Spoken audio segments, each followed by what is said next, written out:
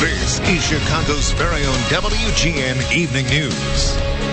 And back now to a story that we've been watching in Washington, and that is hearings that have been going on the radicalization of Muslims. A lot of people upset about these hearings. Joining us right now is Ahmed Rehab. He is with CAIR, the Center of American Islamic Relations here in Chicago. I want to get your reaction to these hearings today, and specifically about CAIR, because in those hearings, they singled out your organization for building a culture in America where mosques are not cooperating with law enforcement. What do you make of that? Well, it's Peter King who's alleging that. It's not, the American Muslim community whom we serve. It's not the interfaith partners, the Jews, Christians, and otherwise that we work with. It's not law enforcement that we corroborate with in order to keep, fundamentalism or extremism or violence at bay.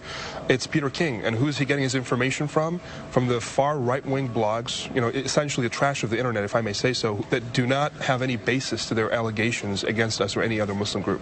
Okay. Do you think he's building a little bit more division in our country?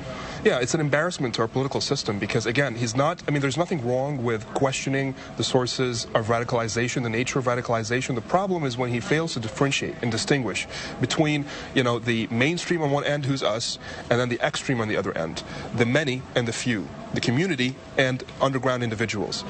Failing to distinguish between the two is precisely the problem that we're seeing at the hearings. We did see some touching testimony today. Anything that you can single out that really touched you and you think will make a difference at all? Is there anything in these hearings that will make a difference? Yeah, I think the testimony by Congressman Keith Ellison, the first American Muslim congressman, was very powerful, as was Sheriff Lee Baca from Los Angeles. He spoke truth to power.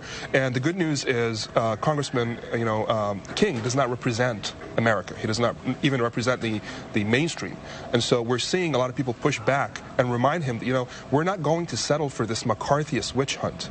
Let's target radicalism. Let's not target a faith community. All right. Thank you so much. We will keep watching it. Thank you for joining us today. Appreciate it. Pleasure. All right, Mark. The White House trying to dispel the myth that